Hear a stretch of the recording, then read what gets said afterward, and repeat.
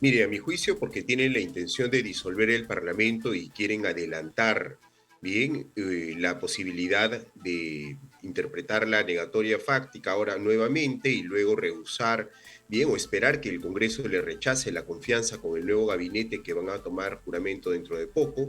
Entonces, de esa manera estarían enmarcados dentro de un supuesto constitucional para disolver el Parlamento. Gente. Ahora nosotros nos vamos a ir con Eric Urbina. Uribina. ¿Uribina es? Muy bien. Con Eric Uribina, él es abogado constitucionalista y profesor en la Universidad de Lima. Bienvenido, señor Uribina, a Exitosa. Buenos días, un gusto conversar con usted. Profesor, muchas gracias por estar aquí. ¿Nos puede explicar por qué estamos en esta situación de incertidumbre hasta este momento? Y si yo me he equivocado en algo en la explicación, usted también corríjame, por favor. Bien, yo creo que lo he explicado muy bien, ¿no? La cuestión de confianza en el Perú se ha vuelto una cuestión permanente de discusión e interpretación. Ha tenido hasta 3 sentencias del Tribunal Constitucional que han llegado por distintos medios, empezando por la disolución del Parlamento. Y en ese primer momento el Tribunal Constitucional sí validó una negatoria fáctica. Sin embargo, el Congreso de la República, como también usted bien lo dijo, pues puso los candados para que esto no vuelva a pasar.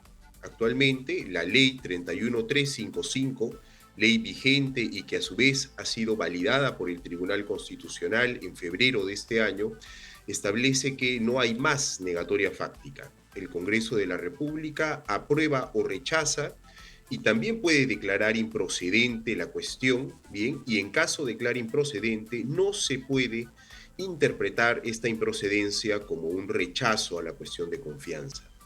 También esta ley establece que el único que puede interpretar el sentido de la votación es el propio Congreso de la República. Lo que ayer ha dicho el ministro Salas, lo que en su momento también dijo el primer ministro ya renunciante, el señor Aníbal Torres, bien, no está de acuerdo a la ley. Son pronunciamientos políticos, pero que jurídicamente no se sostienen. Muy bien. Entonces, si ya tenemos claro eso, no lo he escuchado una vez. Parece que todos los constitucionalistas, los profesores, los abogados tienen claro esto. ¿Por qué se insiste desde el Ejecutivo? Salen abogados, sale el ministro de Justicia, que es un abogado, a decir lo contrario. Salen a decir que se ha rechazado la cuestión de confianza y que esta sería la primera denegatoria de confianza, que por eso se va Aníbal Torres, cae todo el gabinete y que ahora estaríamos esperando la segunda denegatoria que abriría el camino para la disolución del Congreso. ¿Por qué están interpretando esto como si no existieran los candados que ya puso el Congreso y validó el TC? Mire, a mi juicio, porque tienen la intención de disolver el Parlamento y quieren adelantar bien la posibilidad de interpretar la negatoria fáctica ahora nuevamente y luego rehusar bien o esperar que el Congreso le rechace la confianza con el nuevo gabinete que van a tomar juramento dentro de poco. Entonces, de esa manera estarían enmarcados dentro de un supuesto constitucional para disolver el Parlamento. Pero actuar de esa manera sería totalmente ilegal y llevaría a que cometan no solamente una infracción constitucional, sino incluso podríamos estar hablando de ya un supuesto delictivo, ¿no? Esto no puede ser, ya ha quedado claro que no hay negatoria fáctica, ¿no? Hay obviamente una interpretación política que quieren hacer y están en su derecho, pero no pueden salirse del marco jurídico. Muy bien, porque yo trato de entender, ¿no? Porque hay que tratar de entender de dónde se agarra la otra parte para tratar de buscar soluciones, ¿no? Entonces, ¿de qué se agarra? ¿Cuál es esa interpretación? Yo digo, algún ladito de la ley debe haber para que ellos se traten de agarrar. ¿Cuál es ese ladito de la ley que ellos están jalando? Mire, ahora mismo no hay, lamentablemente para ellos, ¿no? Una, digamos, posibilidad de interpretar de manera distinta. Uno puede estar de acuerdo o no con la ley. Ellos, de hecho, no lo estuvieron inicialmente y por ello acudieron al Tribunal Constitucional, pero el tribunal no les dio la razón. La cuestión de confianza, sí, es cierto, ha quedado bastante reducida en sus alcances, miras al Poder Ejecutivo, sin embargo, ahora mismo así está. Sí podemos discutir de repente para modificar la ley, derogarla e incluso hacer una reforma al respecto, pero eso ya es un segundo momento. Hoy por hoy es ley y hay que cumplirla, ¿no? Pueden, por ejemplo, sí accionar ante el Tribunal Constitucional si ellos consideran que el Poder Legislativo ahora está haciendo un mal uso de sus competencias y que está, por otro lado, disminuyendo, perjudicando las competencias que tiene el Ejecutivo, podrían interponer una acción competencial ante el Tribunal Constitucional contra el Parlamento por esto que acaba de hacer. No creo que tenga mucho éxito, sin embargo, es un camino legal previsto y que se podría utilizar, ¿no? Ujú. Doctor, usted me ha hablado de infracción constitucional y después delito. ¿Qué infracción constitucional se comete? Porque infracción constitucional puede sacar hasta del poder al presidente Castillo o no. Sí, bueno, mire, el presidente Castillo, y en ello también ya se ha analizado bastante, ha cometido varias infracciones constitucionales. La cuestión está en cuáles podrían llevarlo durante el mandato a una destitución, ¿no? Según el artículo 117, hay cuatro, que es disolver el Parlamento sin la causal prevista de las dos negatorias de confianza, ¿no? Traición a la patria, que ya hemos visto el Tribunal Constitucional ha determinado que no procede en este caso, bien, porque no hay los elementos Exitosa. fácticos para ello. Luego, impedir el funcionamiento del Parlamento, de los órganos electorales o no convocar elecciones, bien. Pero además, cuando el presidente Castillo deje el mandato, bien, tendrá que responder por infracciones constitucionales como, por ejemplo, bien, podría ser el no cumplir las leyes o hacerlas cumplir, que sería el caso ahora mismo, Ujú. ¿no? Entonces aquí todo lo que hace un funcionario público trae consecuencias. Estas consecuencias pueden estar dentro del marco administrativo o político o podrían incluso también estar en un marco ya penal, ¿no? Y el delito, porque usted me habló de temas delictivos. ¿Cuál vendría a ser el delito aquí? Mire, un penalista seguro con mayor detalle esto podría resolverlo, pero acá claramente estaríamos ante un abuso de autoridad, ¿no?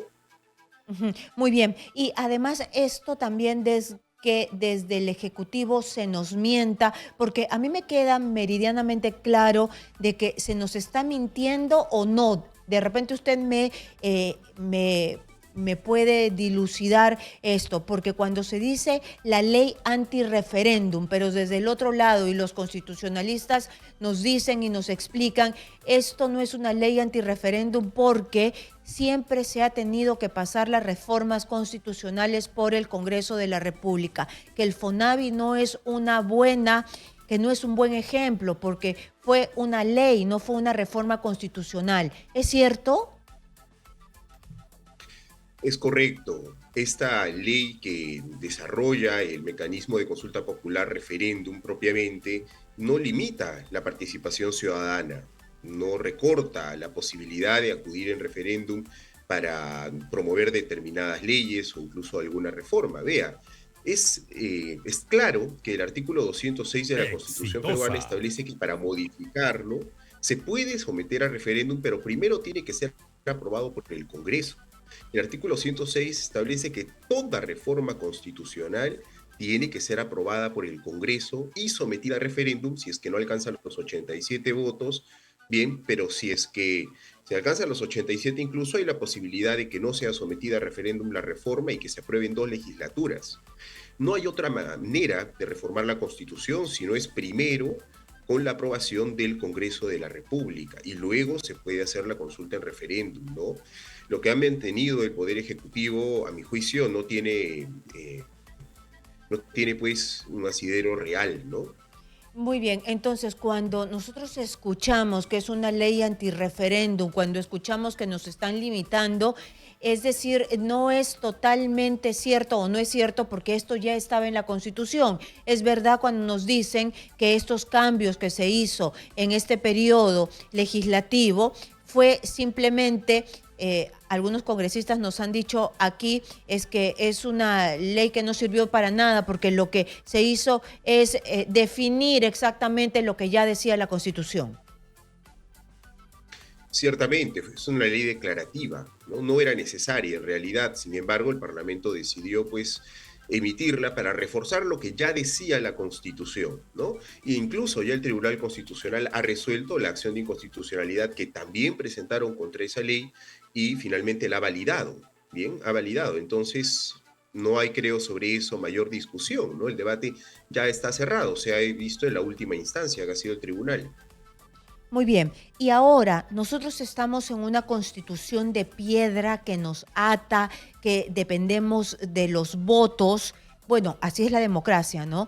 Pero, ¿qué pasa con los tratados? Exitosa. Porque la fiscal de la Nación habló de este tratado anticorrupción de la ONU, ¿no? De las Naciones Unidas. ¿Hay alguna manera que este tratado sea compatibilizado con la Constitución y cómo? Porque si también depende de los votos, de repente no quieren, no les gusta, hay muchos corruptos, por eso hay trabas. ¿Cómo se puede hacer para salir de esta crisis mediante la reglamentación? Claro, ¿no? Sí, mire, nuestra constitución no es pétrea. Se puede reformar, el mecanismo está en el 206, tampoco es un mecanismo muy complicado si uno hace un análisis comparativo con otras constituciones, pero ciertamente no es pues sencillo como aprobar o modificar una ley, porque estamos hablando de la norma principal, de la primera norma, ¿no? En el caso de nosotros, que es la constitución. Entonces, aquí obviamente hay un mecanismo que se tiene que respetar y seguir. Respecto a los tratados, estos tienen carácter o rango constitucional si es que versan sobre derechos humanos. Las normas o tratados que versan sobre la lucha contra la corrupción tienen rango constitucional, ¿bien? Pero no hay que acudir ni siquiera a los tratados propiamente. Tenemos 4 sentencias emitidas por el Tribunal Constitucional peruano a lo largo de los últimos 20 años, ¿bien? Que han afirmado, por ejemplo, que la lucha contra la corrupción es un principio constitucional que ilumina toda nuestra constitución. Entonces, acá perfectamente el Congreso de la República, al momento de interpretar el artículo 117, deberá también acudir al principio de lucha contra la corrupción. Muy bien, entonces, pero mi ansiedad es por saber cómo se incluye, porque ahora estamos Exitosa.